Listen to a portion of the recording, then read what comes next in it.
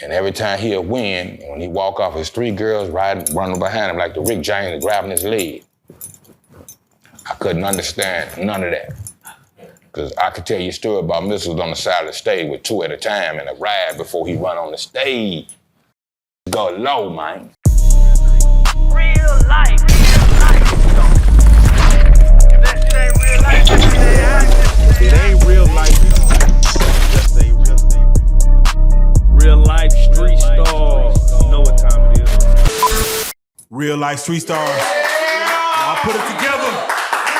Legendary going on, man. How you do that though? We got him in the building, man. Mr. Young Bleed himself, and it's crazy because this interview, like, we supposed to have this interview like a while back. Yeah, a few whiles back. Yeah, a few whiles back, but we finally got him in the building, man. The legendary man himself, Mr. Young Bleed. Yeah. And as we get started, for those sitting at home, because we got a lot of kids that watch this show. Okay. And I'm just curious for you, whenever you introduce yourself to a younger audience, how do you introduce yourself as far as who you are, what you have done, what it is you do? Like, how do you introduce yourself to a younger audience?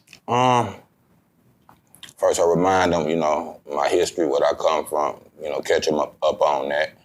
Then, you know, I share some personals, but in particular that, man, just letting them know our origins, where I'm from, South Baton Rouge, Louisiana, into CeeLo Records, the concentration camp, eventually No Limit, and then Priority Records, you know what I mean? And my biggest record, How You Do That there, you know what I mean? I'm making a mention just to, you know, to give you that surface. But pretty much in whatever the conversation or whatever evolved from that, but that's my presentation, you know what I mean? Who I am first and foremost, what I'm about and what I'm doing. Yeah. For those in the world that may not know about the South Side of Baton Rouge, Yeah. For you, and this is even before the fame, you know, and of course you caught it early. Yeah. But what is a day in the life on the South Side of Baton Rouge back then? And this we're going late 80s, early 90s. Okay, we're gonna go there. 80s for me was childhood, and that's a lot of surface. Yeah, we was kind of like, to give you a visual, boys in the hood in the South. You see what I'm saying? Yeah. Few of us walking on the street, you know what I mean? There's fruit trees, we doing this, that, and the other, bikes, and you know what I mean? Same kind of origin, BB guns, pellet guns, and just doing what the average boy in the neighborhood would do, you know what I mean? And whatever took place, and especially after school. But for me, I had that one other thing, you know, I was in the hip-hop music as it was evolving at that time. So, freestyle battles and, you know, this, that, and the other. Kind of like a combination.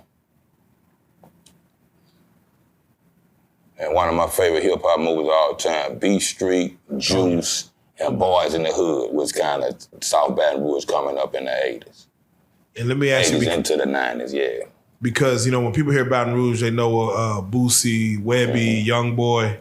But for you, was there any hip-hop pioneers prior to even you? Because I would say you might be the first person I knew out of Baton Rouge. Yeah. Who was there someone before you coming in the game that people might know name-wise? Nationally, if anybody know that history of Baton Rouge and hip-hop, you'll know Kuiper, that had a hit called Tic-Tac-Toe in the 80s. You know, that was kind of like a techno kind of rap song. You see what I'm saying? For what it is now, for what Baton Rouge rap is today.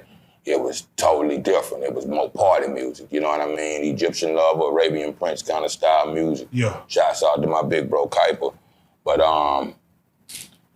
and slightly national, regional MC Nero. You know what I mean? It was kind of party, real life rapper, rest in peace to Nero, you know what I mean? But trickling it down right in the neighborhood, the bottom parts, my big cousin Silker Slim, Joker P, and Walter T, rest in peace, and my cousin DJ Chill, was the guys in the neighborhood that I first saw in the neighborhood had real records with their face on them, with the niggas, you know, 50 niggas in the corner. I saw walking up the street, you know, the gang of the neighborhood, you know what I mean, the town, Southside Wrecking Crew. You know what I mean? When you see us do this, Southside Wrecking Crew. You know what I mean? Bottom boy. So that kind of thing. So to see that grow from that street hood to the intelligence of this is a 12-inch record, man, with my niggas on this bit. Come on now. So that kind of hope right down the same block. See, Snoop and them from like Tennessee Street in the bottom, I'm Garfield Street, you know, into the bottom, and across the track Garfield Street is Boosie. So that whole evolution for South Baton Rouge is OG, I was the young G, he was the BG within that time for us. International was known now, but seeing that Silk and Slim them before us, and then eventually C-Lo started his company. We was doing that in the neighborhood, you see what I'm saying? So that type of thing was, So I'm curious, Blee, what was your motivation, or who was your motivation being, you know, again, sometimes, you know, of course, you know, rap is, you know, it's coming through the NWA era, it's going through it. Who was your motivation as far as that got you in the studio saying, I want what that artist has based on my lyrical ability to tell my story? My first inspiration, I would say the hip hop, was between absolutely Run DMC and Nucleus. Rest in peace to Wicked Cricket. You know what I mean? That's when I started hearing. There was a whole lot of records, Roxanne. You know, it was crazy at that time being a kid coming home to school in the Roxanne era. And you see what I'm saying? When Pop Lock and them breaking in there, we seeing that in the South. You know what I mean? And that was kind of my wave and signal. But Run DMC was when like I was, bing, this is what I want to do. You know what I mean? 8, 9 years old. And Rakim becoming my favorite rapper. So it's eras for me. That's just the 80s before it grew into gangster rapping. You see what I'm saying? Into the 90s and so on and so forth. So I got inspirations throughout life before my origins and essence. It started right there for me. Did you get a chance to watch the Roxanne movie that came out? Yeah, absolutely. What were your thoughts on that movie? Shout out Nia Long and everybody that played in that. It was a hell of a movie. That's one of my favorite movies. I'm glad they was able to show Roxanne Shante history. I'm a Roxanne Shante fan. I remember the real Roxanne and the parents of Roxanne. Rest in peace to they throw me a different thing. Educated Lover and Kango Kid. I had a chance to meet Kango, man. The educated rapper was friends through Facebook.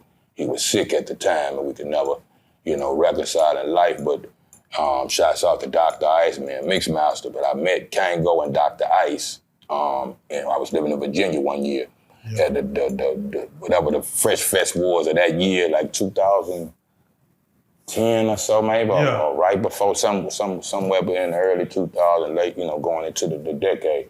But I was backstage with them. That's a whole nother story, about those great guys. But definitely, because of that, I grew up with Roxanne Records and all that kind of shit. Yeah. For you as a hip hop custodian, what story would you like to be seen told, let's say in a Netflix movie or on theaters? Mm-hmm. What story do you feel like should be told that hasn't been told yet? Wow, that's a great question. Man, if I could answer that question, that's a lot of stories. You see what I'm saying? The fact that you said Run DMC, because they never got their story told with what happened to Jam Master and everything. Right.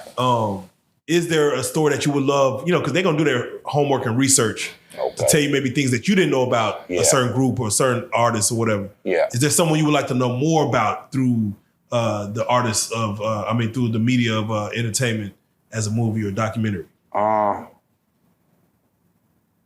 Maybe Schoolie D or something like that. You see what I'm saying? Yeah. King T, those kind of guys. I'm out the crates, man. You know what I mean? Yeah. Skinny boys, I'm just starting to see. You see what I'm saying? Yeah. From the underground into the, we say from the underground up, but into the commercial success rappers, and Ron them being the first ones to have a video on MTV. I remember being the only 2 black guys that was on MTV at the time was Prince and Michael Jackson. I must say Michael Jackson, I know he was the only, in Prince, of course. Right, Prince and Michael Jackson. Then Ron DMC being the first with Rockbox. Rockbox is to be my favorite song of all time. The rock guitar and the hard drums, and when I saw that, it was like, yes. Yeah. And my first tape was Ron DMC, that first self-titled album. Yeah, so yeah. It's crazy because, when a man says tape, and it's crazy because we have these young kids that are like, what's a tape? What's a tape? Yeah, like what you talking about? What's a tape? Right. It's like, my nigga, there was a time before streaming and going to YouTube. Yeah. Where you have to listen to music, you have to go grab that tape, that soundtrack, that whatever it was. Right. And of course, we go back to 8-track days. And look, you took the words out of my mouth. Nah, 8 tracks, man. Yeah. Come on, nah. Yeah, D-tape. Yeah. So let's go and get into it, man, because, for our fans, they're going to know you from the I'm About It era. Yeah, man. The P era, the How You Do That there. Yes, sir. From Texas to the, we from Texas, so we always love when we get our name thrown in anything. Absolutely. Like that, whether Dallas, Houston, Austin, Texas, we love it when our name get thrown in anything. Yes, sir. Can you tell us the history of that record, you know what I'm saying, as far as the beginning of it, you going to the studio, even putting it down, what was the inspiration for it? Yeah. And how did it get to P, if you don't mind? Okay, long but short. I'm gonna try to make it a short story. We was, shouts out to C-Loc Records, Lee Time in the building. Yeah, one of the founders of C-Loc Records, man. These was my guys from the neighborhood since we was kids. So like I said, when you get into C-Loc Records, they had a couple of projects that was out. Fast forward the tape, they did 2 albums. One was called Who's Gonna Ride, the second record was Whatever. I got a chance to feature on Who's Gonna Ride right in the end. Then was a little bit more on Whatever. So we was getting ready to do a third project, and we decided to do a compilation. We built a compilation called The Concentration Camp, and we decided to self-title that compilation Concentration Camp. And that gave all the rest of the artists on C-Loc Records a chance to, display their own personal record or however. And that was my song, my solo effort. It was originally called The Fool, and eventually turned to How You Do That, but that's the origins of that record. So it's hot in the city. It's number 1 in the city. It's sliding on the coast. It's going crazy. Mr. That P doing the Body movie. Him and Loc was kind of, working on some business together. And some kind of way, I guess he heard that record, you know what I mean? Well, we was, swapping zones or, combining as cliques. We was getting to meet No Limit. They was getting to meet us. So we hearing each other's records. So some way or another, I wasn't there when that meeting took place. But they came back and told me P liked that record and wanted to do a remix with it, you know what I mean? And then add it to the About It soundtrack. With the, eventually, later on, the possibility of getting a record deal with Priority Records. So all that kind of came in that whim and that wave. So of course, Offer You Can't Refuse, we remixed it. It became a number 1 record, you know what I mean? And basically the Starz song on the About It soundtrack and the movie and the whole 9. So from that, it was skyrocket, you see what I'm saying? So that's the origins into the commercial success of that record, yeah. Can I ask you, were you single when that record was blown up? I was 22, and I want to say I got married at 22. Same year, I had a new baby on the way, new crib, wifey. I was the Ice Cube. When you look, we was talking about Compton earlier. I was Cube, in that sense. I had a young wife, you know what I mean? And yeah, we married young, that type of thing. And are you still married to her now? Yeah, we still are, as a matter of fact, yeah. We gotta clap that up. Yeah. we gotta clap that up. From the bottom. Yeah. Hey, I appreciate that, but man, I'm getting to some other things, but and nothing against the wife. It's just my travel and all that. Hey, dog gonna roam far away from home, man, sometimes. Come on. So that thing, so I appreciate that, but I'm gonna keep it, a buck with you, yeah. Yeah. Ain't no saints in here, man. That part, yeah. That Saints and Sinners, I used to watch that shit too. That was my favorite, some of my favorite shit. Yeah. But yeah, True Life. So at that time, I'm trying not to. Yeah. After a while. All these, I got to like one. Hey, you know what I mean? Hey, yeah, it happens to the best of us, my brothers. True, y'all, my real niggas, man. Y'all know what it is, trying to walk a straight line. That part. So trying to do the right thing, I stayed prayed up and just, I'm in a whole nother world. I'm from Baton Rouge, Louisiana. Welcome to California. 6 months after the death of Pac, 3 months after the death of Big, and it's to me, I don't want to smoke right now. when I met the Outlaws. Hey, bro, like how you just greeted me. Hey, bro, we got this Hennessy. I'm cool. I'm annoyed as a mother. Yeah, I'm chilling, you know, but inside I'm like, I'm way away from my blocks and making it from a nigga killing me here. Now I'm out here at another killing field and I don't want to be out there where I'm, all right, this shit is Pacific Ocean. So I had to learn to, kind of ride the wave, man, and get adjusted to California at that fast pace. And P numbers a buck. Hey, man, you at the airport, you ain't ready. Yeah, so I'm that young at the top of the world. Mike Tyson, I refer to Mike Tyson winning the belt, becoming champion at 21 years old. And whatever you want, here, man. Yeah. How was the California politics then? Were y'all checking in then? This the thing. Anywhere I go, this a new term for me. If I fuck with you, I fuck with you. If I don't fuck with you, I don't care what it is, where we at. You can't stop me from living nowhere. No disrespect to the code. But I ain't never had to check in with nothing. I got homeboys and guys I respect. From here to California, the Seabows and all that, it's unlikely if I come to y'all town and we know each other as brothers and I don't call you. What kind of funny shit is that, my nigga? You gonna call me if you have a flat tire? If you fuck with me, you fuck with me. So I was always welcome in everywhere I went, ghetto to ghetto, Compton to Watts, Chicago to Detroit. You see what I'm saying? Some of the Russian places I done told I've been kidnapped. Now the funny shit is I got robbed in Dallas. And I lived here 6-7 years at the Greyhound. You know, this I mentioned this on a couple of it, on the flag, and a few things, but here, and this was my second home, like I told y'all. Now uprooted from Louisiana, I went to stay in Houston, I went to stay in Atlanta, them some different stories. But I came here because I come here for a week in Dallas and called me back. Shouts out to Lou and Lava House, Ratchet King, Mandigo, Free Mandigo. He just got home, yeah. Yeah, I heard Go. I thought that, yeah. We gotta talk Go, they're my guys, but that's who kept bringing me to Dallas. Mind you, you was in Duncanville. You was in North Dallas. Skillman, Adelia, Forest Lane. Yeah, I lived up there. I lived off Skillman, Adelia, and for 5 Lane, man.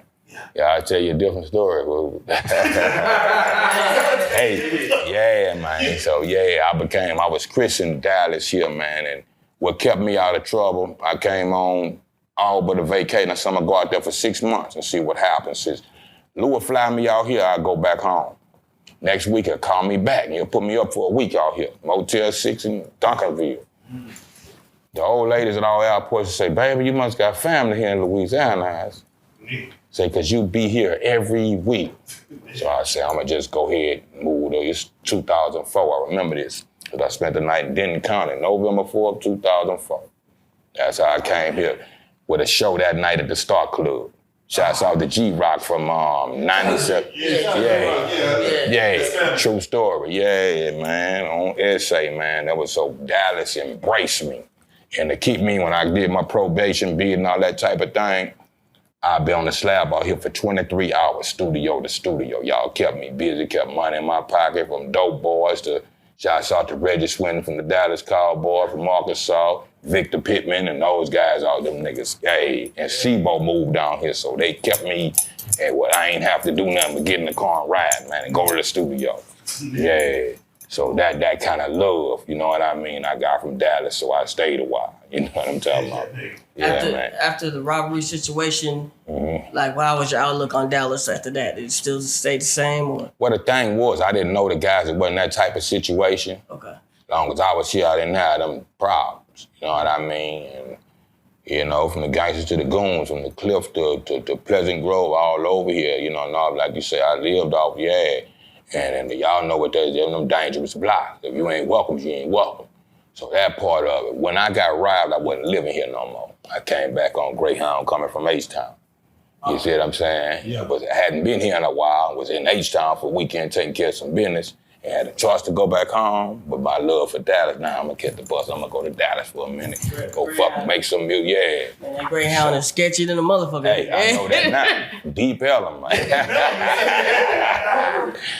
Yeah, so it was just some hustling cats out there, sidewalk, shuffling, hustling, it wasn't nothing personal. Right. And I ain't saying it to say it was cool at all. They just caught me, you know, I dumped down, put my shit in my bags, and I'm by myself waiting for a ride. And just happened to be out there and got caught out there chilling like I'm chilling. Hey, man, yeah, I have a drink eventually. I've been jammed up on the bus, yeah, I need to smoke a cigarette. And it's this other shit. So eventually, you know, I'm a cool enough nigga, and I felt they was, we could smoke a little bit together, but them niggas slipped some K2 on. Right. And now I'm like, oh, kryptonite, nigga, I couldn't, yeah, the swing gonna get you fucked up. They 7 however many deep, yeah, you can't, hey, you get up out this shit the best way you can. So them little guys could have fucked over me, pulled the pistol, killed me or anything. That was my thoughts. They ain't touch me or do nothing other than take my wallet out. But other than that, after a while, you could see really what it was. Nigga just hustling. And I was an opportunity at the time coming through. Yeah, so that kind of shit. Did they know that you were Young Bleed? Well, I told them in the end, and I think so. I think they spotted me coming off the bus and I was targeted. Right. I walked into a wasp nest in that sense of the word. And from that, yeah, due that I was Young Bleed, I ain't gonna, you know what I mean? It might have would have went different for somebody else. And we just got this shit and we gone, nigga, what you gonna do, you know what I mean? Yeah.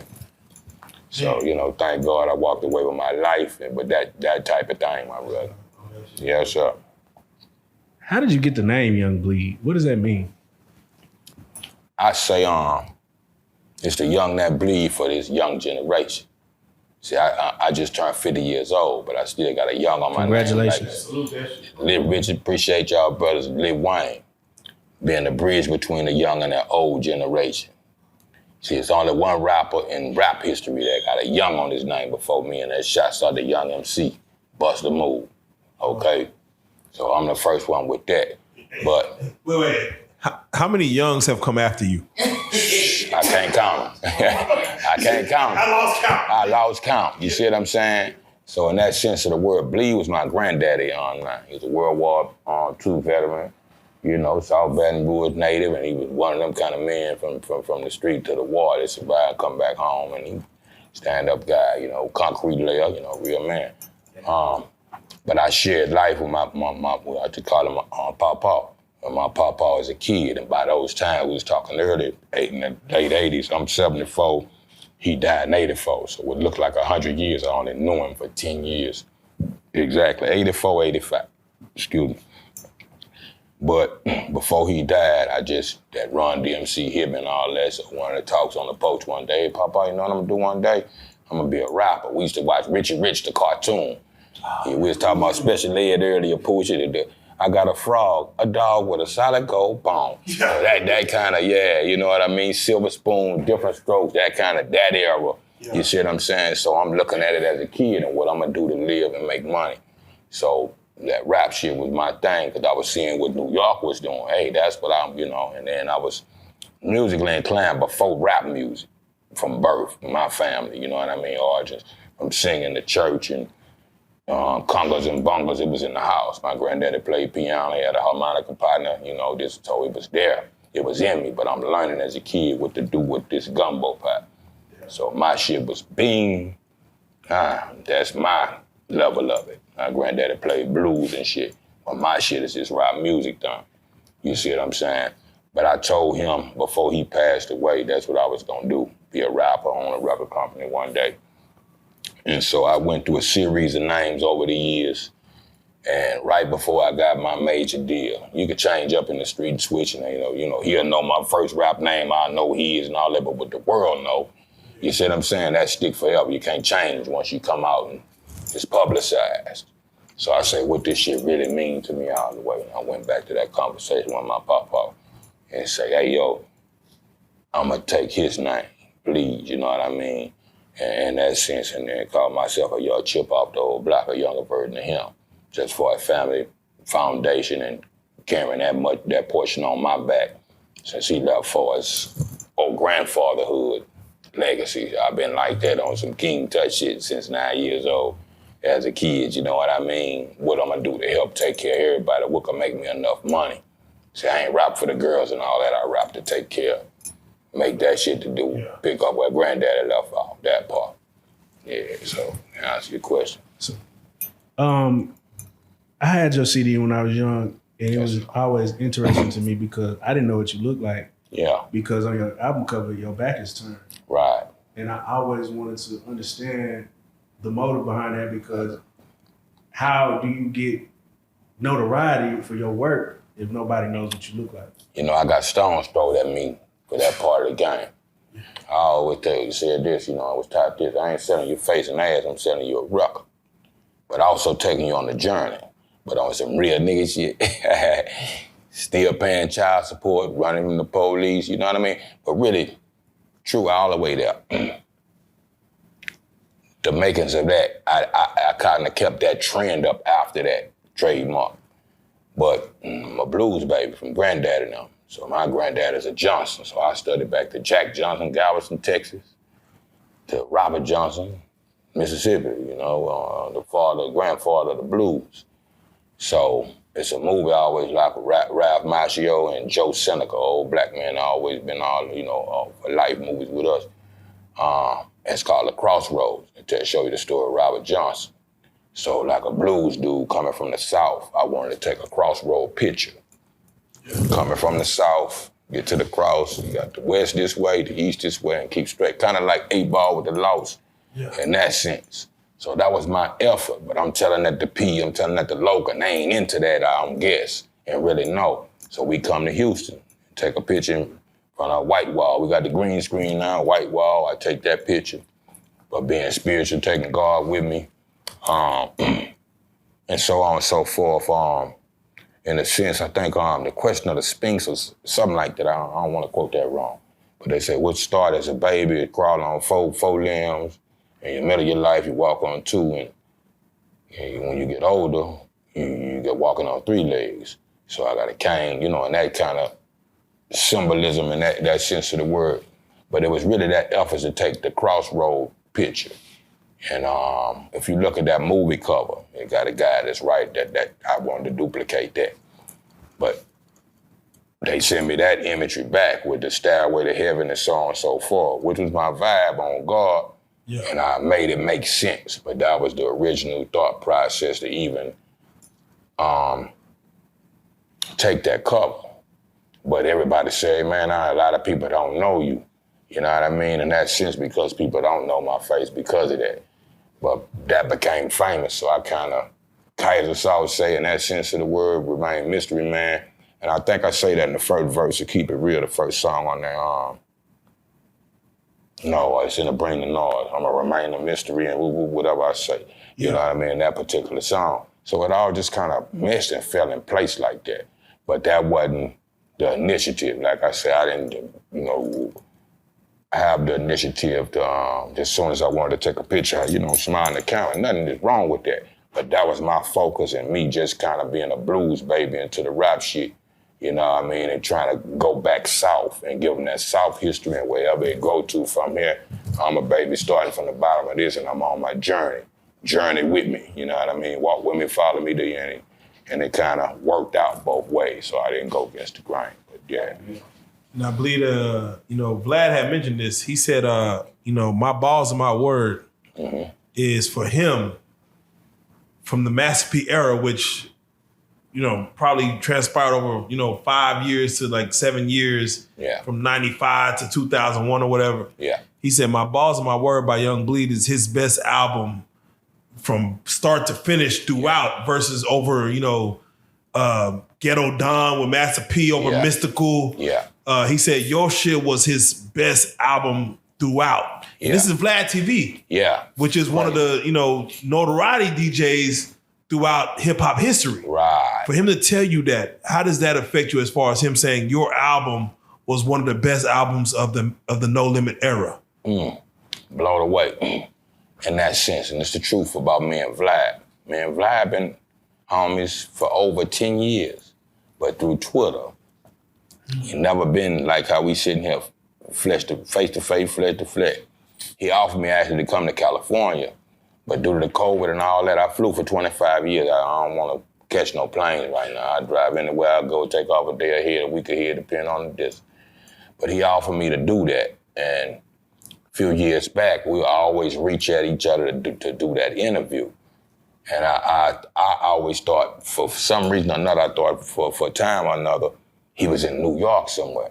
As much as I love the history of hip hop, I still got yet to be to New York. Dougie Fresh is one of my best friends. You see what I'm saying? Yeah, my Dougie is from the Dallas situation. Yeah. And I remember that. You know what I mean? Exactly. So knowing him like that, I reached out to him, and he said, man, you know, you don't necessarily have to come where I'm at. In a few major cities, I got a post. Atlanta being the closest, I was living in Kentucky at the time. 6 hours from Kentucky, 6 hours from Baton Rouge. So in the Kentucky town, I made a few efforts and something would come up, I couldn't get to him. So since I've been back home, I actually had a show that weekend that I didn't really get to make that show. And I was always told or thought that on Mondays I couldn't stay a weekend. I gotta stay to the Monday to do an interview with Black.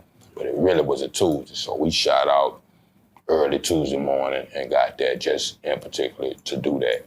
Yeah, and go hang out with Lil Cuz, shouts out Lil Boosie, we family. We got a chance to start working on the project later. So it's all in that, you know, that same kind of origin. But me and Vlad communicating over 10 years and still hadn't been fleshed, you know what I mean? Yeah. Who was the most talented person besides you? Of course, one of my favorites. And No Limit that you would say that you rap with.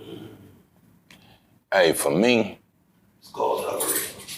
the most, hey, rest in peace to Big Dogg too, man. Rest in peace, Skull, my guy, man. That's like, you know, everybody get on this top 5 shit with hip hop, you know what I'm saying? Impossible to put it, you can't do it. And if the older you are, you remember the beginning. You gotta go back to Kool Herc and Busy Bee and before you even, man, if you don't know your history, Curtis Blow. I learned everybody in their own lane is the greatest at what they do. Now me trying to do your thing, then I might fuck up a little bit because I ain't you ain't me. So I separated myself from that a long time ago. Same with the No Limit thing.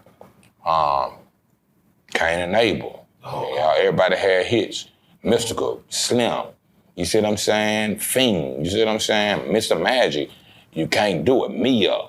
You see what I'm saying? You can't do it. You can't just put it in one particular lane. You see what I'm saying? People say what they say about Silk. You was mentioning Silk coming out here. What's up, my brother? But the way his style go on, what he do, it work for him. You see what I'm saying? That's his lane. So I learned to separate that part of pointing the finger, you know what I mean, to each his own. That's like when you turn on the radio station, it's not just one station, it's not just one genre of music. So it's all about, I saw Jay-Z interview years ago about Lil Wayne, the thing between them and Birdman. He said one of the realest things, bro, you know, when we all chase for this MC #1 crown in the world, it's like a dog chasing his tail, because it's really, he said, it's really based on opinion, man. Who my favorite might not be your favorite, might not be his, might not be hers, you see what I'm saying? That type of thing. So, I'm past the categorizing it, and I learned something, and you don't like everything. Like I say, you got a radio station, if you like country music, you do or you don't. But you got the option of making your own personal choice. So for me, it's not really one person or 5 or 10. Everybody did what they were supposed to do.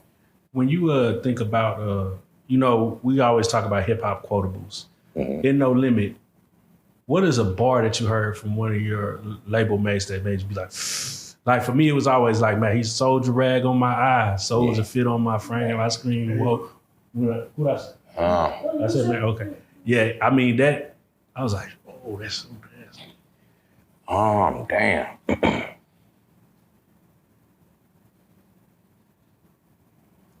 I say this, and this is a Silk record. Yeah. And it's Fiend doing the hook. Mm-hmm. And I don't want to be here if I don't gotta. My weed habit so close to snorting powder.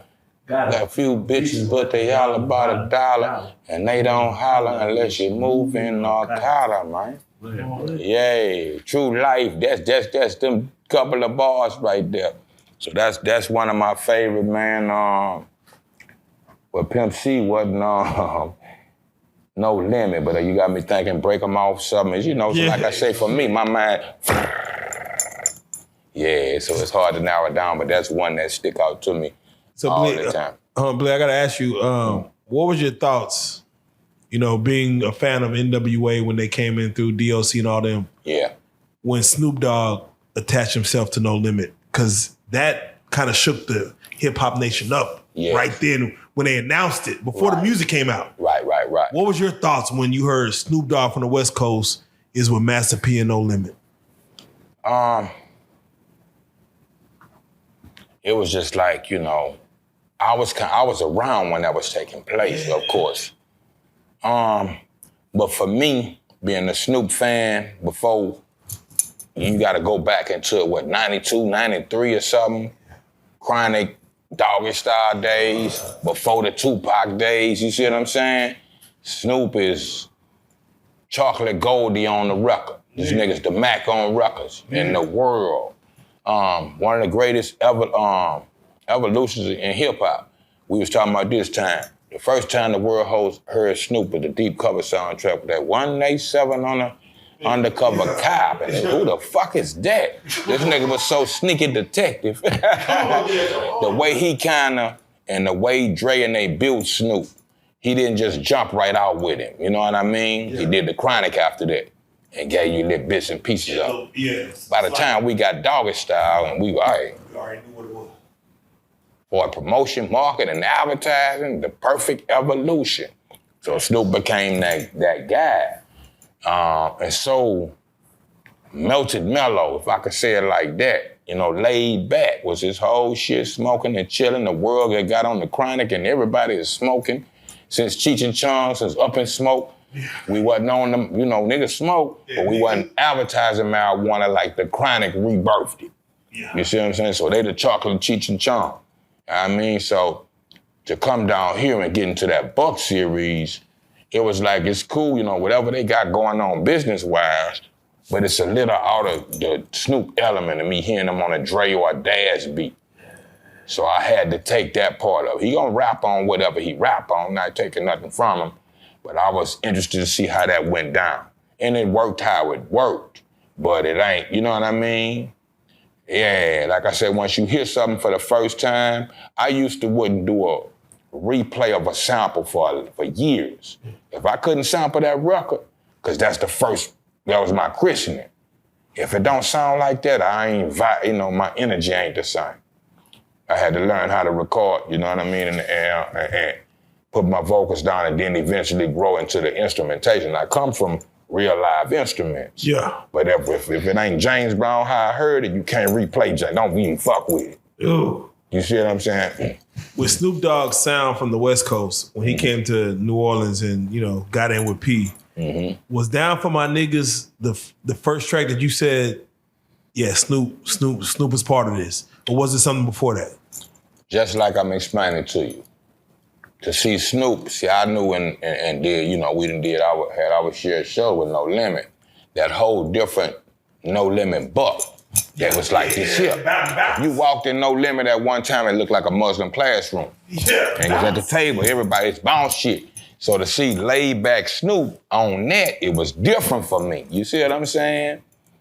Me and Snoop got a recorded record. I recorded a record with Snoop for the first album, but they didn't release that record. True life story. So I was right there when that happened. Sometime on the stage, and Snoop on the stage too. And Houston is where we met. Funny thing, you know, we made efforts. Snoop was crazy about me. I'm crazy about Snoop like the world when I started going to California. But when we really got face to face, it was in Houston. At a No Limit show. You see what I'm saying? Yeah, that part. So I'm right there, you know what I mean? Shouts out to Daz, man. Daz my guy. Daz was right there. Snoop Pops was right there. So I'll tell you some shit. So it was like, it worked, you know. He all right on them, but I ain't our christening of Snoop and that sound of gin and juice and that type of thing. Not saying you have to stay in the box. And we done watch Snoop make several transitions. Snoop Dogg, Snoop Lion, Rasta. We all as artists got the right to experiment. But just like the world, I'm interested in that. But it was like, okay, that's cool. But that ain't, you see what I'm saying? That sound. You see what I'm saying? You can go from Doggy Style to Murder Was the Case shit, right? That's that same kind of element. Chronic to that 187. The Dogg Father, you can start hearing the different production change. And me and Time be hard on beat selection. You see what I'm saying? So now he going from Dr. Dre to Beats by the Pound, which is dope in both of their lanes. But what Snoop christened is that West Coast sound. The South trying to make him, and you see what I'm saying? So that thing, and nothing, man, Snoop is guys, man, always. But that's me being a student to the game before I was initiated into the game, for as the rap game and the commercial success that came with it. I'm still a fan to the music. You see what I'm saying? So it wasn't that for me. It was cool, but you know what I mean? You have any regrets dealing with No Limit? Said it again? You have any regrets dealing with No Limit? Not at all. Beautiful life, my brother. You got to take the tars and stripes, man. That part of it. You know what I mean? My only regrets to it all is just like we meet right now. We grew up like this on our block. If 3, 4, 5 of us walk to the corner store, we ain't got nothing but a few pennies or whatever in our pocket. You might buy the potato chips. He gonna buy the cold drink. You know what I mean? You gonna buy the cookies. You see what I'm saying? And we come back to our alleyway, we share a little bit with each other. So without that unity in the community, I thought that's what we was hustling for. Grandma and them need pills and all this. We the men of the family now.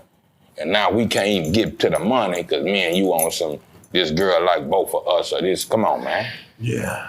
So that, you know, who got more money than this? You got $5 more than me. Say, man, come on, man.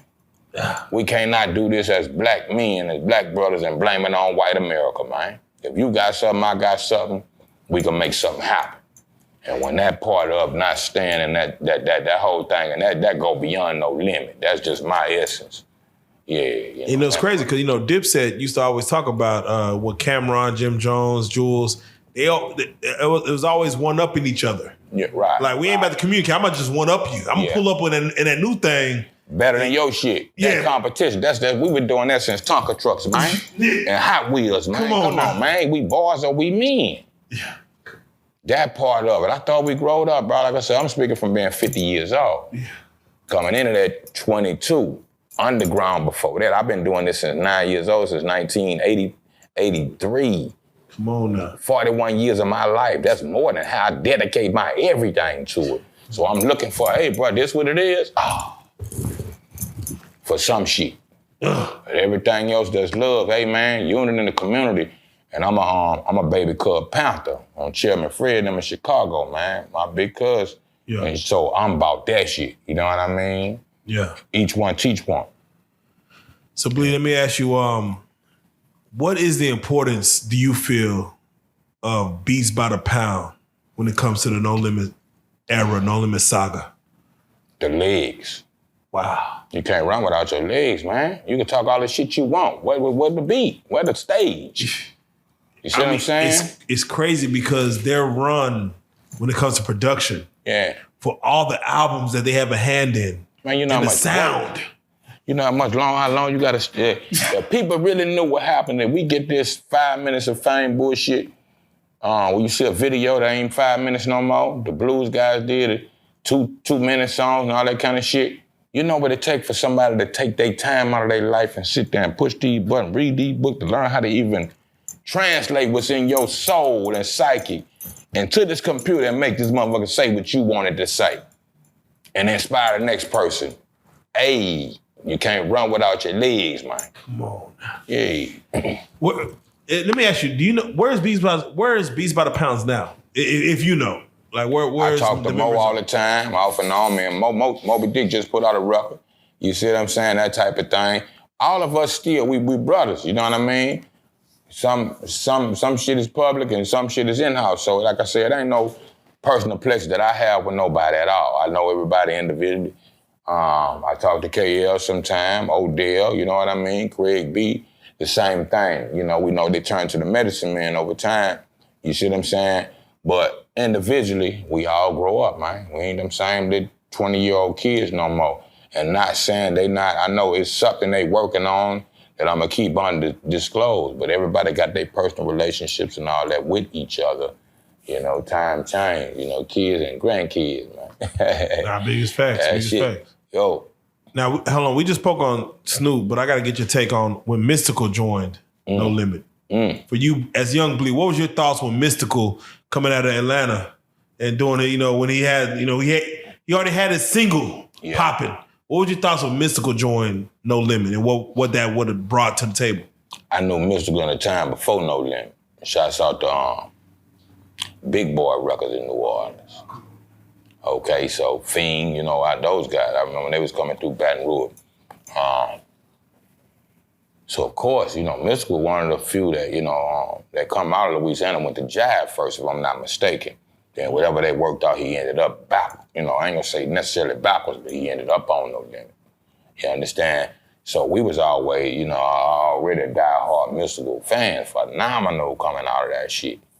Since the underground tape shit. So what better, you know what I mean, than to be a part of that. No Limit at the pivot at the time. So definitely, man, yeah. Yeah, that's a given. No brainer. Yeah. Now, of course, there are a lot of things that Mystikal got into. Yeah.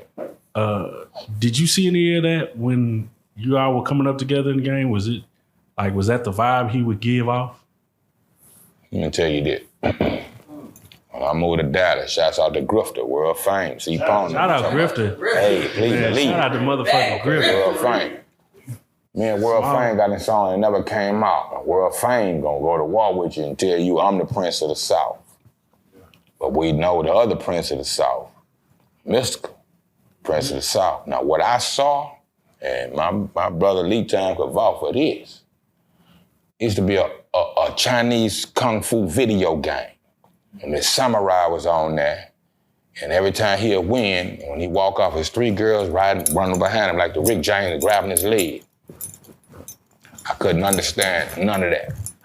Because I could tell you a story about Mystikal on the side of the stage with 2 at a time and a ride before he run on the stage.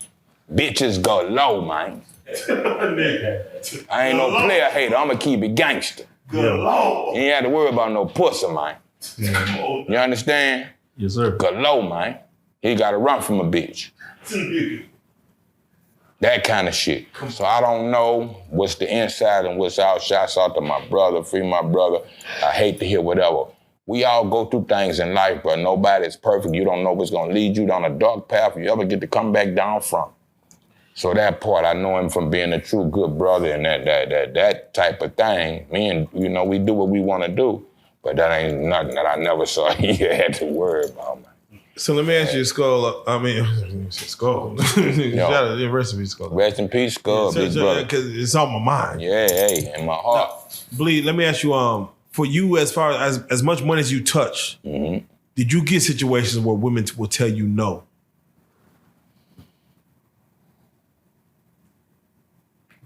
In a cool way. Keep in mind, I gave you my evolution.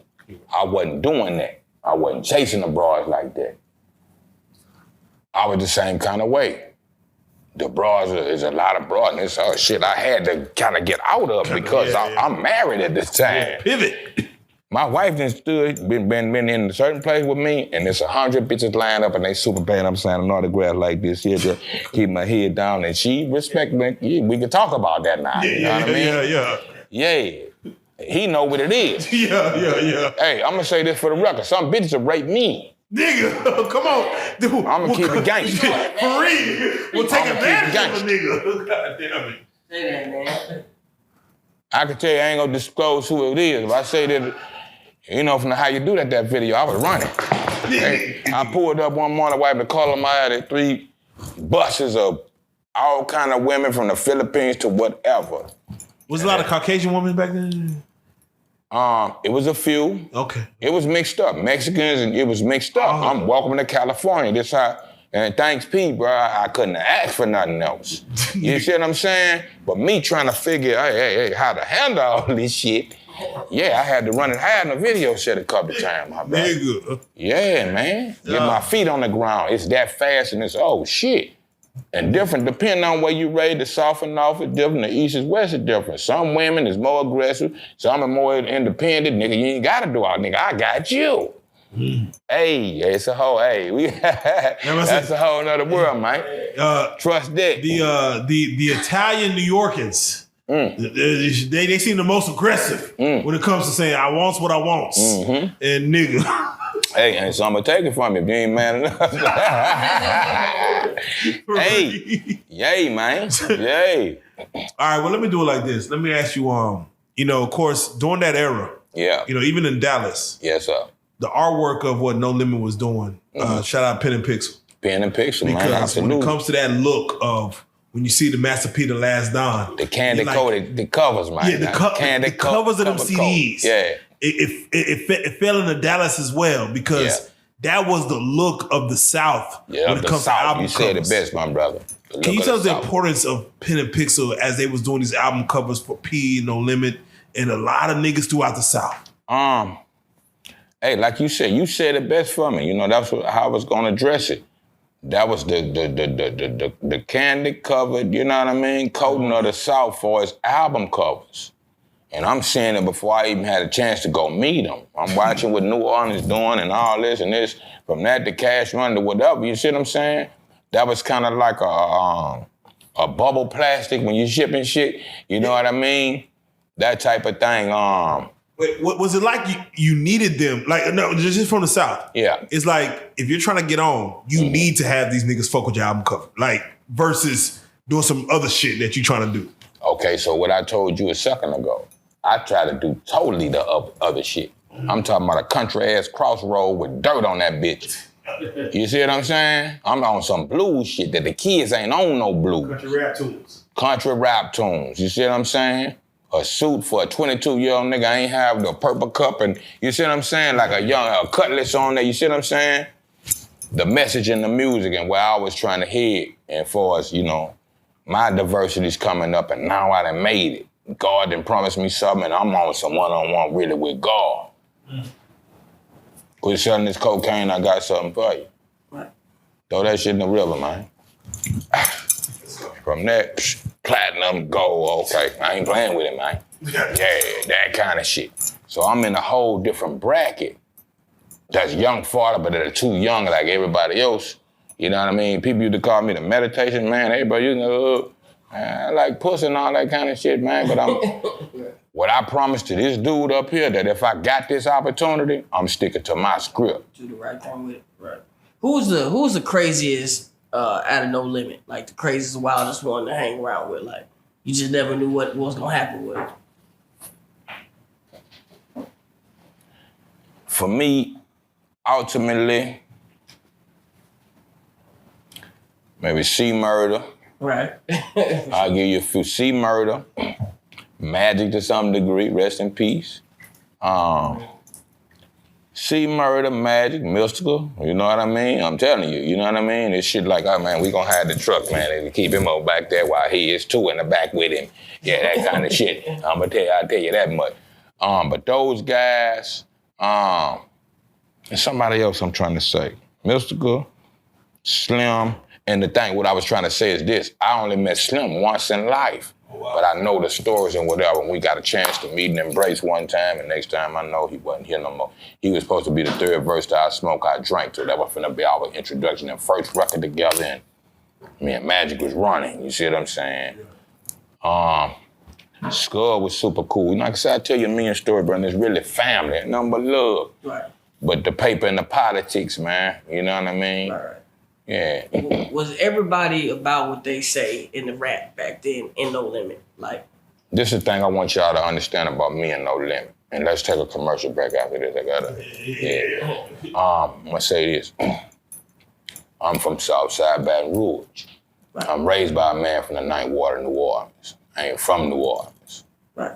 My granddaddy, who I got my name from, died in the Veterans Hospital in New Orleans when I was about 10 years old. I was downstairs. I was too young to go up and see him before he closed his eyes. Right. So I didn't grow up with those guys. So we could never have no personal shit. I met y'all when I was in my early 20s. You see what I'm saying? Still a kid growing into manhood.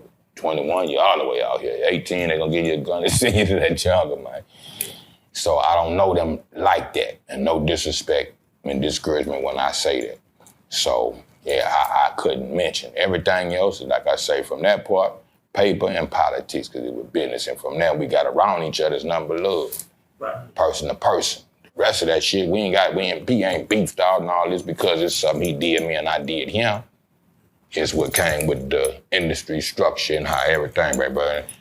IRS and all that kind of shit on down. I'll leave it at that. So you don't know how, hey, bro, if I could pitch you a bag, but then you gotta handle your, so I don't point no fingers at the end of the day to nobody. But that's my connection with those guys. And like I say, from that being a true black brother, I ain't got nothing but love. We could ball these contracts up and we could still go shoot marbles in the same alley where a nigga come from, man. That part. I had like a 17 in the clip, one in the chain. Police say, man, what the fuck you were ready for? World War III? This Texas, man. You can't keep 13 rounds in here. He called another cop, took me from Louisville. He drove my car. He took me to Denton. I spent the night in Denton, Texas. You know what I mean? The night I come here. Saying that to say this, I smoke weed. I quit smoking cigarettes. I smoke weed I come out here and violated their probation. So now I can't smoke shit. You see what I'm saying? I don't fuck with no coke, none of that shit. I sip occasional the syrup. I ain't never bought syrup. I put a lid down on the blunt if it's in the circumference of whoever I'm around. And I like the purple, I like the green, but I ain't never had to buy it, and I don't go, you know what I mean? So I wouldn't know how, buy the pints and how the shit, because I ain't never had to do it. Okay, but saying to say this, I don't fuck with numbers, so marijuana sip, but you see me sip. So we come outside the little pool shit, little walkway, and it's like the little bar stool sitting here. So I'm sitting this way, no stars in the sky, the moon is big as Jupiter. Look pinkish peach. So I read Revelation and all this, I'm like, man, I hope this ain't the red moon, this is the end of the world. That's an unusual moon, I'm looking at it like this. But talking to a dude, Billy I have niggas from New York at this shit, Mexicans, all that shit, my white boy partner shots all pimping, and niggas from the West Coast. So this dude I'm talking to, his name was E. I like to see E now. We ain't swap number, we just met this night. I just started fucking with Sebo, 04, Bo in the pen. I'm working on Rise Through the Ranks. I took that picture of George Lopez in them studio down Shout here. out G-Lo, Big Tuck. Yeah, and Big Tuck, yeah, the old DSR. So, what I'm finna say. Ooh. So, damn, let me get back to it. Yeah. So I'm sitting to this dude, he from California, but he got on red sweatsuit, sweatpants, red house shoes, and all that, so I recognize he's a blood dude. So we talking a gang language. And I come to Cali, I fuck with Sebo and them, woo. So the moon over here, and I'm looking, and as bright as that, if not brighter, I see something kind of in my peripheral that looked like if you took two dinner plates and put one on top of the other and wrap a ring around it and drew lines through it. Yeah. Coming down like that. Had a tree line, the fence line. One tree, if you can guesstimate, let's say 30, 50 feet max, the under end of the fence line had one about 10 feet smaller than that, so it looked like catacomb like that. Yeah. So I see something falling at an angle. It make me do this. Oh, shit. Nigga. What the fuck is that? Roswell is for real. That's what all this going through my mind in milliseconds. Only thing I describe, like if you shoot smoke out the exhaust pipe of a car, out the back of that bitch look like some shit. The only way I can describe it to you is look like stardust. God damn. Shit coming down, I'm like, oh shit, that shit so close that it's finna fall in somebody's backyard. I said, we gonna hear about this shit in the morning. So he kind of saw it and ain't see it. Anywhere from 7 to 10 seconds, I saw this shit. I say, it's one or two things. They say, bro, that's a whole fucking spaceship. The government is making some shit that look like that shit. So I say, what I'm gonna do is see what take place on the news throughout the week. I always sleep with my TV on. So about 3, 4 in the morning, news or something come down here in the AM, whatever channel I was watching. I'm in my bed sleep. And I'm halfway, one eye open, one ear open. I hear, when we come back, strange thing flying over Texas. I said, straight the fuck up. Let's see. God damn it. Somebody that filmed this shit and was flying like this. Shoo, shoo, shoo, shoo. You know what they said on the news? That's a meteor. I say, get the fuck out. Oh, shit. Get the fuck out of here, dog. So wait, hold on. Yeah. Young Bleed has seen unidentified flying object. And Trophy Club, Texas, man.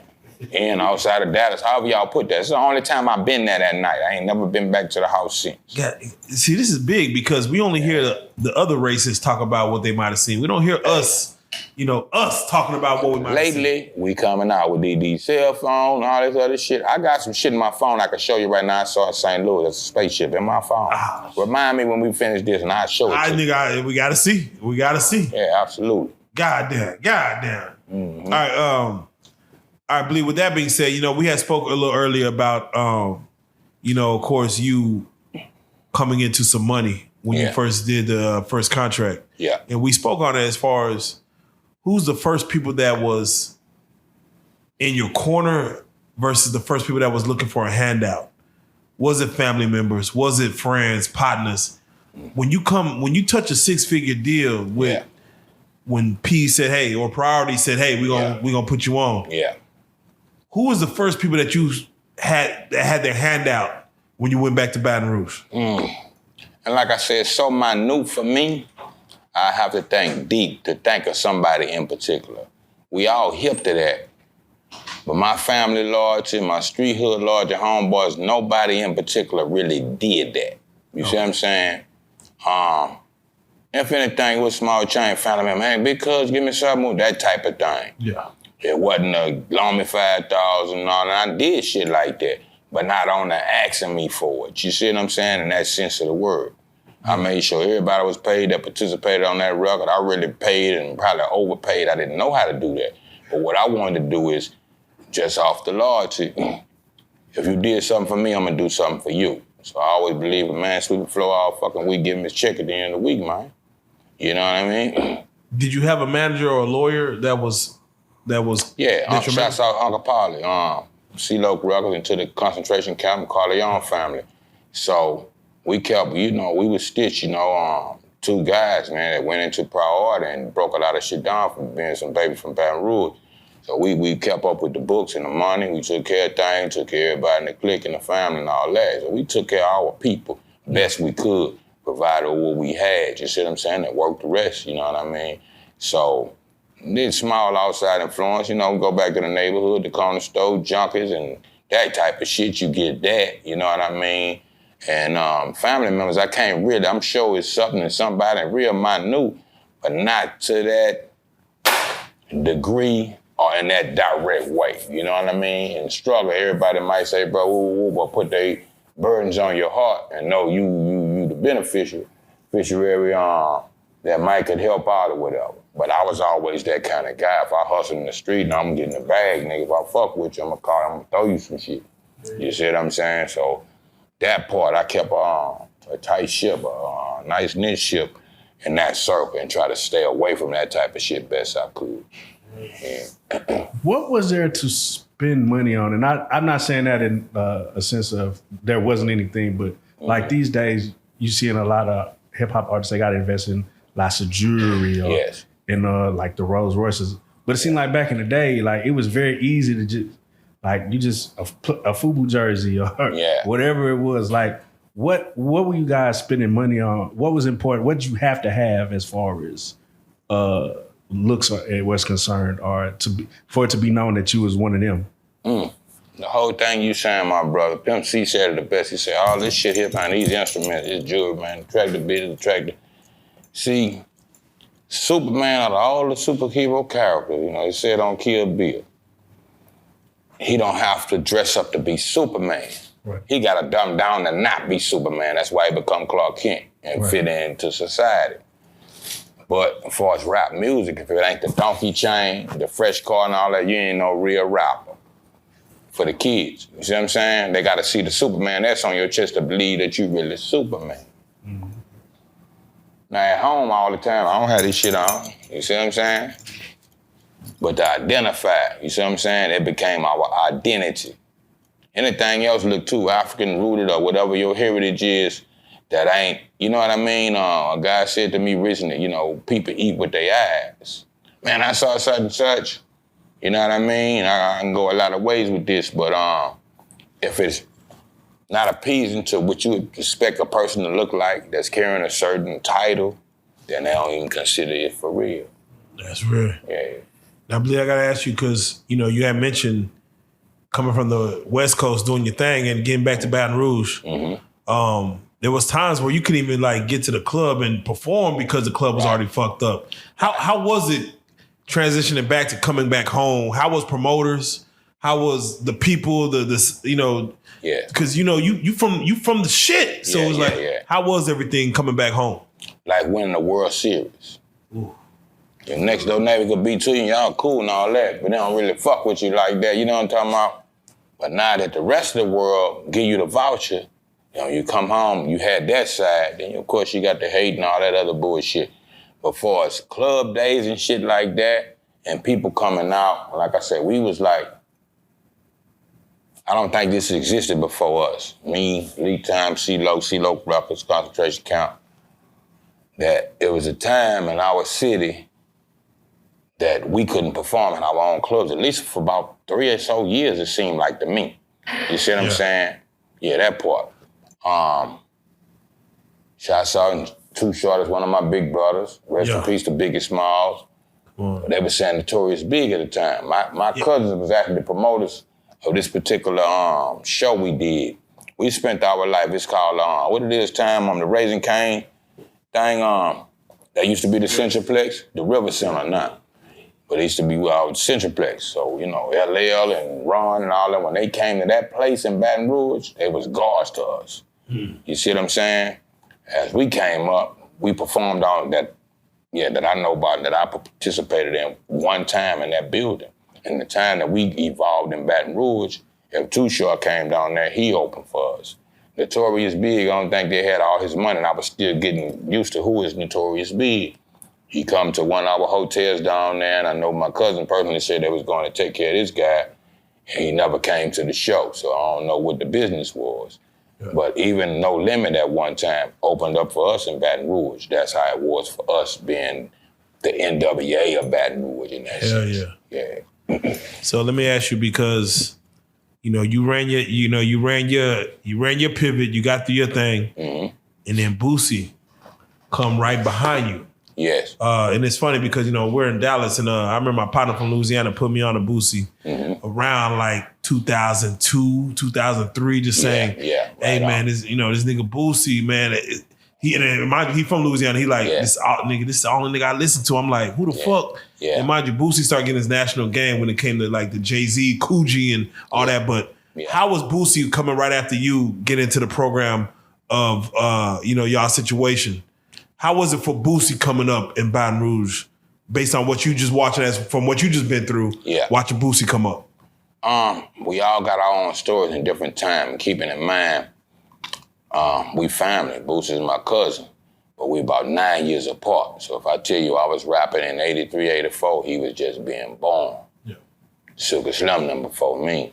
Lead Time, CeeLo right before, Within and right before me, for us being stamped and having a label and all that type of thing. So in my vision, it was like, okay, them the OGs, them all my big brothers. Then I become like the Snoop. Dre them was already out here, and WA was already out here. Now I'm Star Child in that sense of the word. But I know from where we from is more, that what meets the eye and what's coming next. So we was looking for who's the baby, who's the BG of this. And the in-between time was a group called Lay Low, Max Minnelli, Jay Vaughn, Happy Perez, phenomenal producer out of H-Town, but living in our section at the time. Yeah. So they was kind of there before Boosie would evolve for us, our straight origin, the CeeLo Records in the concentration camp. Yeah. So Boo was around, a lot younger than us, and he started to grow into his own thing. Shouts out to my cousin Frog, Picture Perfect Studios, really bought Boosie and my cousin Carlos Tucker, TL for G Street, and for his initiation in Calvin Ricks and those guys, I hustled right under them. My big bros, so that was his whole lit boy, like I was a lit boy looking up to them. We was everything he looked up to, up being off the same block, the same neighborhood. So he grasped it the right way. And when he got his opportunity, he ran with it. But having that template and that foundation and that backing, he ain't lying. You see what I'm saying? Yeah, he had that tree to pull from and then eventually grew into his own thing. Yeah. So we asked this question to other people, but I got to get Young Blee's decision on this. Mm-hmm. Versus had came through and started doing their verses. You see the Jeezy versus Gucci. We just said that. Yeah. So I gotta ask you, when it comes to a versus 20 for 20, Boosie versus Webbie, who would you put your money behind as far as that would win a versus for the nation for the nation to get behind? Yeah. Who would you put your money behind? Trying not to be biased. They both my favorites and they same and own line. And Webbie's my baby. Shouts out Webbie, you know what I mean? I knew Webbie when he was a kid before he was rapping and shit. I actually was a groundskeeper at an apartment complex he lived in. And I really looked out for him one day. It's a true story. He'll tell you the same thing. Yeah. I go in the office and working for, white people. And it's all good, it's love. But just giving you the story. And he out there with a charade of kids and they doing some wild shit as youngsters. Yeah. So I just happened to walk in the office to get some supplies to do something. And I hear the people saying, we finna call the police for them. So I slid. I was a young black man. Hey, bro, y'all get y'all little ass from over here because these white folk finna call the people on y'all. I ain't know who he was. He was one of the kids in that patch.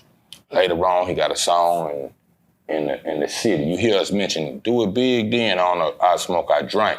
I told Magic to change the name because the little kid in our city got a song called Do It Big, and I like it. It's jamming.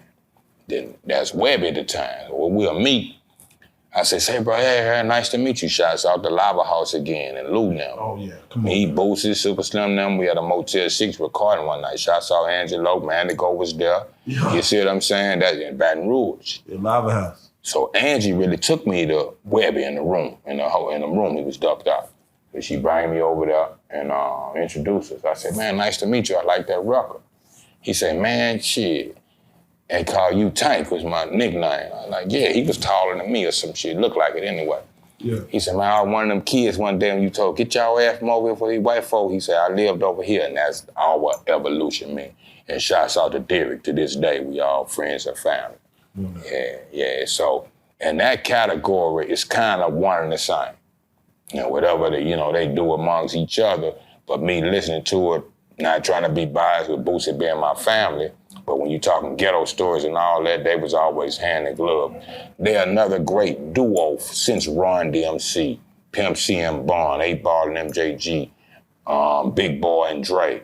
Yeah. So for our section as a duo, they probably, you know what I mean, one of the greatest duos to come out of Baton Rouge. It's crazy because as they was going through their hiatus, Boosie in jail, of course, Webbie doing his thing, it was like almost a void in the South. And then to see them right now getting back together, kind of doing shows together, I'm like, God damn, it's so needed. But look at them. Look at this. Trill Entertainment, right? Yeah. Christened by Pimp and Bond. Shouts out Turk and Mail. Yeah. I met Pimp C through Mail. Dog brother like brother. Okay? Yeah. I met Bond through Turk. Like brother. You see what I'm saying? Yeah, that's just a true story. And that night, when I met Webbie, that's the night I met Bond. Bond was there too. Yeah.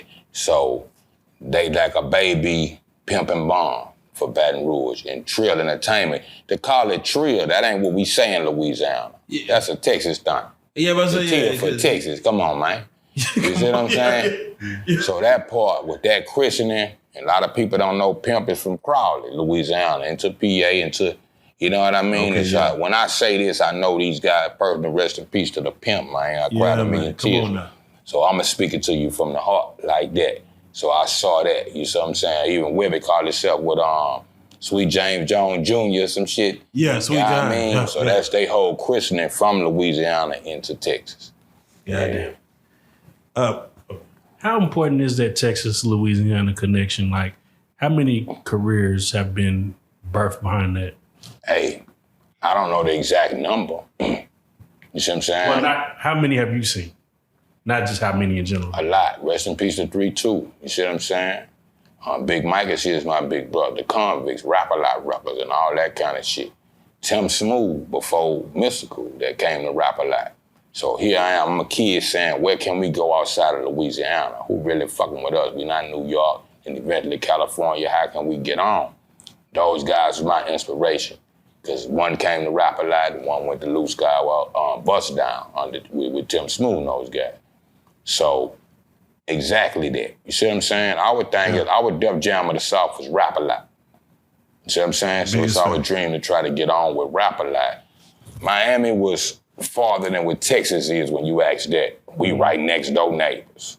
Miami way over here. I got Florida tattooed on my arm. That's my mama real name. I got an uncle live in Florida now, so that's how real that is. But it's a farther distance than us having a chance to come out of Louisiana. Closest shit that we saw was the NWA of the South, was the Ghetto Boys. No, so that's hope, yeah. That's facts.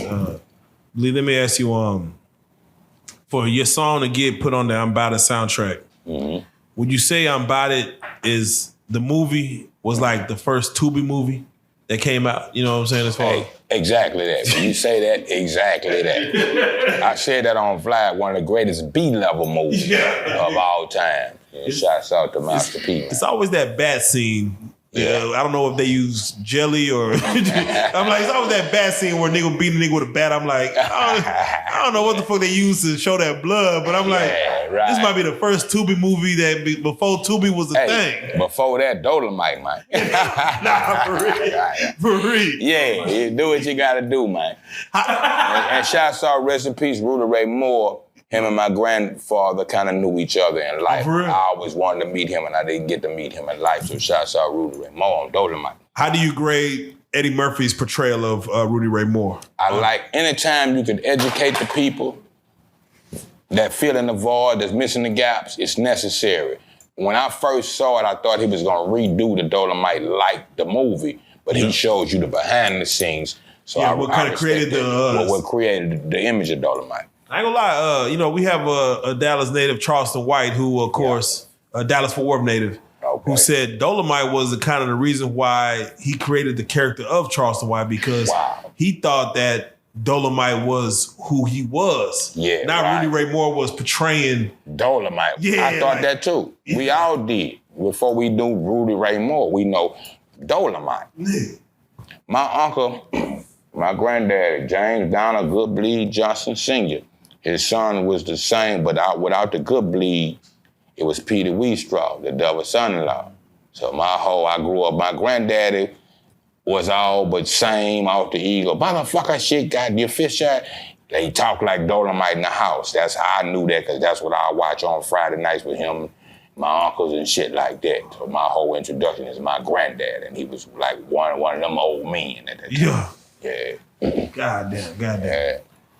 All right, so for those that, it's funny because I asked a couple of young kids, they know who Young Bleed is, and they saw that your song trends on like TikTok. Yeah. Remakes. Yeah, that young people. Yeah. What are your thoughts on the TikTok trend of like how you do that, and like when you see the young kids learning who you are? Yes. Through the new social media, the cell phone platforms. Right. What are your thoughts on that? And do you look like, where's my check? That part of it, it's money, but it ain't all about money to still be relevant. In 2024, and the kids get it, that's a God design. You see what I'm saying? So that's how I look at it, you know what I mean? What they used to say, any publicity is better than no publicity. Any is better than none. You know what I'm saying? Absolutely. They know your name, they know your name. Yes, sir. Right. So with that being said, I have to ask you, Master P. Mm-hmm. He, for those who don't know him, if they weren't growing up in the No Limit era, they look at him as an entrepreneur. Mm-hmm. Give me your thoughts on Master P's entrepreneur level, because we see him have the Hootie Hoos as a cereal. Right. He's making ice cream. He's making cereal. He's making, anything he could put his name on. Yeah, he's getting in that business of sneakers to everything. Yeah. For you who have met the man, been with the man, been under the made music, made money with the man. Yeah. What are your thoughts on his entrepreneurial skills in 2024 as far as him getting to it? P'll tell you if he could reconcile this. I always told P, but they can say what they want to say about you as a rapper. But you one of the greatest entrepreneur niggas that I know. True hustler. It take a hustler skill. You see what I'm saying? You have to build yourself to a certain caliber to that. So he one of the greatest businessmen, definitely from the South, to create an empire. Yeah, you know. So did you get a chance to watch I Got the Hook Up too? Damn, you know what? I don't know if I really even saw that. And but forget it's a part 2. Part 1, of course. But I forget that till you say that. And if I saw it once or twice, I don't know it. I don't remember it like that. Yeah, I think he was forward thinking enough to say, I'm gonna put all the internet comedians on kind of what Ice Cube did with Friday. Yeah. You know, I'm gonna put the guys who are the world is loving on the internet in this movie. Because you don't remember it so well, or if you saw it, you don't remember it. Yeah. I think he might have jumped the gun early because that to me is most genius shit ever. Ever. Yeah. To say, I'm gonna create a Black Hood movie and put these stars on. Yeah. But whether through marketing or whatever it was, the movie doesn't reach the financial heights of what you feel like it should do. It should do, yeah. For you and yourself, what ideas that you have in the tuck that if with the right financial backing, might see the light of day, if anything? A million, man. Actually, I got a weed strain coming out called Corleone Chronic. Oh. I got my own vodka called Speak Easy. Shouts out to Jerry Do Me a Favor out in South Carolina. Hell yeah.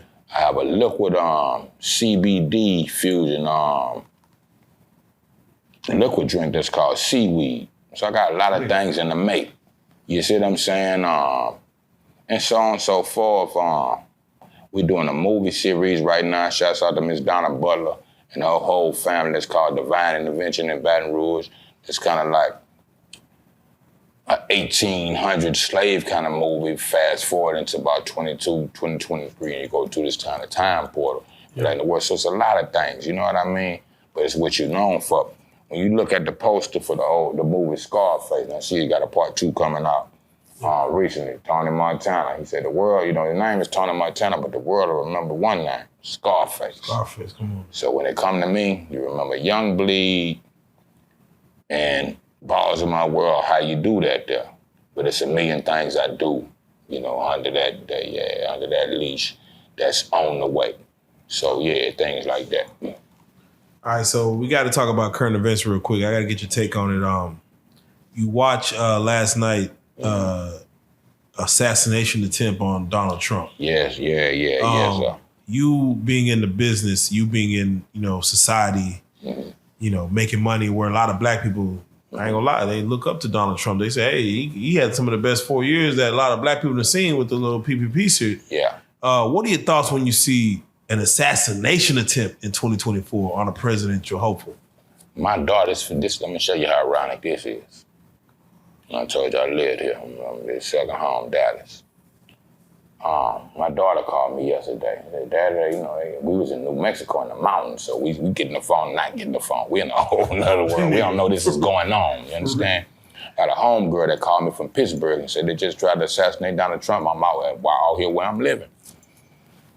So I'm like, damn, my daughter asked me, Daddy, when was the last assassination of a president?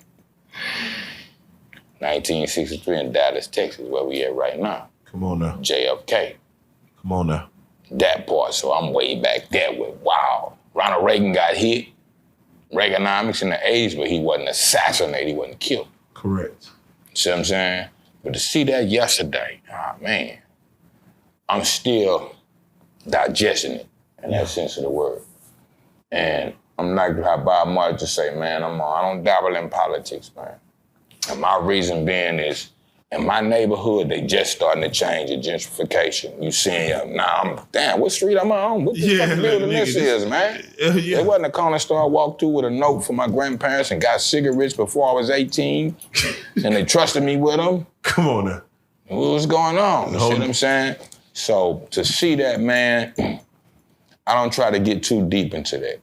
I'll tell you some other shit, but for what we doing, I try to stay away from that, brother. Well, can I ask you then, you have Biden, who, of course, people are saying is getting a little old and should probably let someone else run. Right. You have Trump, who there's an assassination attempt, and as he gets up, he puts a fist in the air. Hey. And I said, oh, shit. We said, oh, shit, too. Like I told you a few minutes ago, my brother, I'm a baby cub. I'm a Panther cub on the original Panthers. I fuck with the new Panthers. But I'm Chairman Fred's son. Yeah. Come on now. Rest in peace to Huey. Huey from Monroe, Louisiana, man. The artist to Oakland. I didn't know that, yeah. Yeah. Louisiana to California. Tookie Williams, rest in peace, was our family. Yeah. So I'm that part of being revolutionary and so on and so forth. I didn't know that the senior Chairman Fred is buried in Louisiana. They were shooting his grave up every year before Judas and the Black Messiah. Now it's a bulletproof glass. Yeah, Google it. And you see I'm gonna say, I gotta Google that now, yeah. Buckshots and bullets before then in this man grave 50 years. What that is all about. So I don't, like I said, I try not to get too deep into that. I'm gonna stand my ground, hold it down, and I'm gonna call a spade, keep it a buck with you. Yeah. So, yeah, man, it's a lot come to mind when you say that, man. Yeah, that imagery alone, do you feel like that gives Trump the one up because he stood up, threw that fist in the air and said, I'm a president who got shot, but I'm still kicking. Nigga, I'm right here. Fight, stay alive. I dig that. I don't wish death on a dog. Come on now. You understand? But I know at a certain time, 70 babies up, and I knew when I was kind of comfortable in America, and you don't feel so much tension and pressure. Yeah. That's President Carter. You see what I'm saying? Yeah. Reagan, to some degree, then he fucked it up. I called my Uncle Ricky, the real Freeway Rick Ross in California. Shout out Ricky. So I grew in those times to see what it is and where we are now. There's a certain time, and I don't go far as saying names, but some presidents I was cool and it felt all right out here. You see what I'm saying? And some is, hey, bro, this shit too tight out here. You see what I'm saying?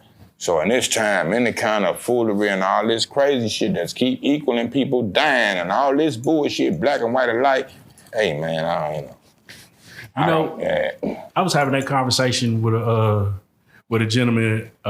We were discussing like the presidents or whatever. He was like, "Well, what do you base off how you vote?"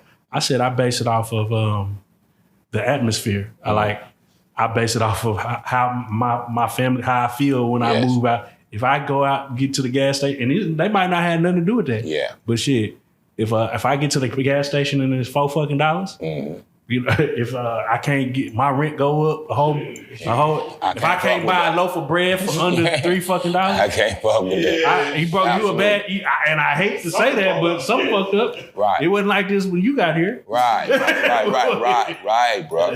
That's my same thing. Like I say, to watch my neighborhood be the same for years, I felt like the politics ain't reached where we at. Yeah. I still gotta protect my mama.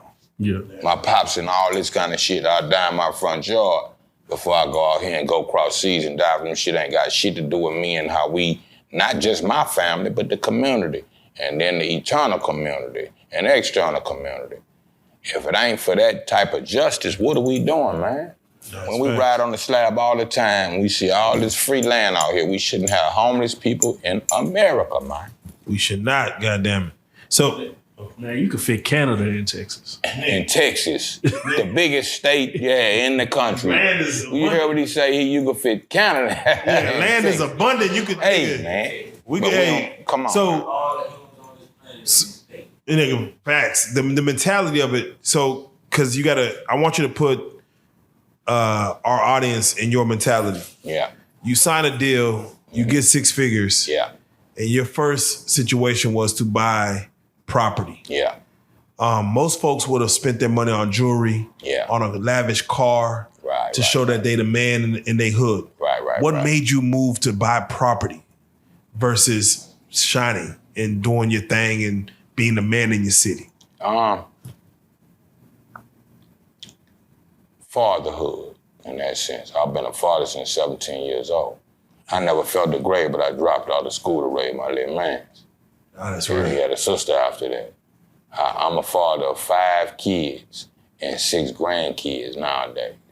Yeah. So far as foundation and looking into the future, what we gonna do when the lights cut off and all this kind of shit? We country, we from Baton Rouge.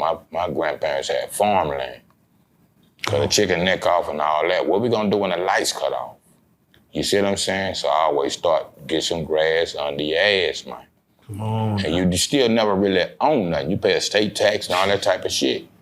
But when the lights cut off, at least we could all bundle up in here and we got each other. And if they push the button and blow the world up, that's best you get it on the planet. For real. Yeah. For real. Yeah. Yeah. With that being said, we have to ask you, Bleed, what do you have coming up again? And I appreciate you even coming through and tapping in with us because, again, there's a generational gap to where we have to make sure the history can push forward to the younger generation and what you have to overcome, make sure that they at least get some type of knowledge of what to overcome and what they may expect going forward. But what do you have going on as far as at this age? Like you said, 50 years of hip hop just passed this past year. Yeah. And you just touched the 5-0. Yes, sir. What do you have coming up? Shout out Lucci. Stagmo Fast on Dial 175 is going to be a situation. Tonight. For anybody this may not be out by then, but of course, whoever going to witness that, it's a situation. What else do you have coming up as far as in your plans, whether through hip hop or outside of this business of hip hop? Right now, man, shouts out to Baby Savage, Guard of the Grind, man. Baton Rouge, Shreveport native. We actually on like a 100-city tour right now. You see what I'm saying? Savage, the familiar people with him, or get you hip to him, is one of the first young black brothers that have a 7-story kind of universal record company kind of building. When you pull up to the city, you're going to see that bitch. In Shreveport right now. That type of thing. We doing that type of thing right now. Like I say, different products, the movie series, a documentary, shouts out to Frog again. It's called Young Bleeder Baton Rouge Story. So I got a lot of sticks in the fire, this, that, and the other. You know what I'm saying? But in particular, right now, we out here. We just coming out of New Mexico into Texas and back to Louisiana tomorrow. That type of thing. And again, shouts out to Baby Savage, Guard of the Grind. I'm trying not to miss nothing. It's still right there because I want to shout out Baby Savage for real because when it comes to the old school hustle of getting the mom and pop towns and shops and saying we're going to go through the old way of just getting it through the small cities, getting it. Yeah. He's one of those guys that I'm like, God damn it, bro. There's still money to be made in the smaller sections of going through, like you said, New Mexico, Dallas, Texas, Louisiana. He has a billboard up. Again, he, putting cars in front of giving Baton Rouge, giving Louisiana a look. Yes, shout out Baby Savage for real. I just want to shout him out. Absolutely. We got a scene we're working on too, man, called Yeah Man. You know what I mean? He kind of, like I say, that in the roster kind of way. So we got a track that's coming out. We're finna push that. The 100 shows between here and that. He again one of the first black man to own a 7-story building in Shreveport right now. He again, Louisiana politics, Louisiana is unheard of. So shouts out to Baby Savage, Guard of the Grind. I'm working on a project in H-Town right now with Swisher House. Shouts out to Michael Watts. Who you working with? Michael Watts and Lee Young, the only essay I believe that's over there. This record so far is featuring Kuda Bang, K Reno, who I'm missing? Kid Frost out the West Coast. Oh, yeah. OG, Mexican, on Eazy-E and Rootless. UNLV from home, New Orleans. Who I'm missing? Time. Lee Time, of course. Young Shine back home. Somebody else is on that record, man. I think Lil Kiki's coming through, Lil Flip. So, as far as the H-Town, that whole Texas Orange, man, it's a beautiful thing. Shouts out to Lil Young again for putting the whole project together. ESG is who I'm missing. He producing ESG next album. Yeah, Michael Watts, Lil Young. So that thing on the slick, on the low, I'll reveal this man Boosie's family. We done just got back in the circle with each other, so we working on a project. So it's a lot of things to expect, man. Y'all just keep your eyes and ears peeled, and it's going down the hood near you real soon. Can I ask you real quick before we get out of here? You coming up in the 90s in this rap shit, you're in Dallas right now. Yeah. The importance of the DOC to you as far as what he put into this hip-hop game. Yes. For you. Can you touch on that for us? And me and the Doc is homies. We got yet to meet face to face. We didn't talk through phone and all that type of thing. I was actually trying to put him on an album or something I was doing about, what album was that? Maybe about What a Life album. And Straight Outta Compton was coming out. He got extremely busy and I couldn't You know what I mean? We couldn't make what we was trying to make happen. Shots out. The Doc, to me, I always say Rakim is my favorite rapper of all time, but that's in the section. And before the Doc and who, you know, Tupac, it's a plethora. But saying to say this, the Doc to me was the Jimi Hendrix of rap. At the time he came, his whole style and identification, well, the world had it confused, went on the LA King and that type of thing. He was riding away with NWA. A lot of people didn't know he was from Dallas. Facts. It might have slightly been mentioned, but that's one of the greatest of all time. My hats and heart and all that go out to the DOC, man. Yeah, and you know, unfortunately, what took place with him, if that wouldn't have took place, we don't know where hip-hop would be right now. This before Tupac, y'all. I'm packing my baby. I'm a Gemini, man. You understand? But that's before that, so I respect the origin and go back to God. Yeah. The B-O-G, you got to spell God back with D-O-G. Come that on. part, man. Yeah, Come on now. Yeah, absolutely. He's one of the architects period. of this hip-hop shit. Yeah, .com, now. Yeah. And especially coming out the East Coast into here when they couldn't imagine that. Couldn't imagine. And to the West, he was one of those guys that was penmanship for Eazy-E. Him and Ice Cube. Yeah. Read the credits, man. The DOC wrote something. Yeah, one of the greatest lyricists and writers of all. And I can't get into it. Again, the architect of this shit. Architect of this shit, man. We gotta say it like this, man. Bleed to have you come through, man. It's a blessing. Hopefully this is the one of many, because again, there's more stories we couldn't even get to, you know what I'm saying, within this time frame. But we have an introduction to those who may not know you, those who are a favorite of you, those who couldn't wait to hear you speak on our platform. Yes, sir. So we appreciate you. With that being said, any shout outs you want to give for those that might have treaded the way for you to get here? Oh man, like I say, bro, this shit is crazy. That been my hardest shit in interviews. I can't narrow this shit down to one. Come on. Y'all for starters, for allowing us and bringing us through. The world for us, life and fan base, and everybody that inspired life and definitely music when they come down to me. You know what I mean? Each one teach one. So if it wasn't a blueprint to draw from, we're front, man. Yeah. So much love, respect. Corleone family, lead time in the building.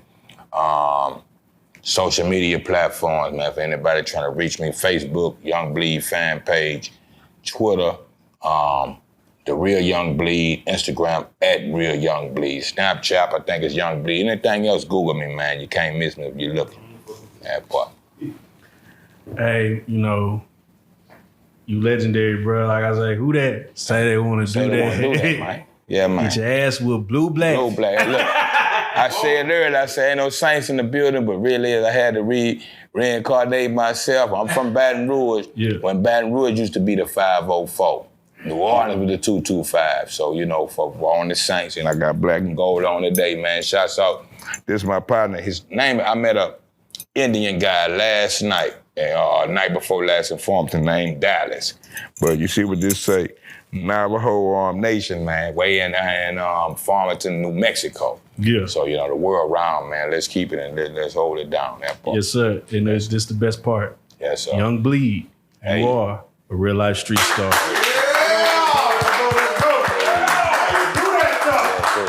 Already.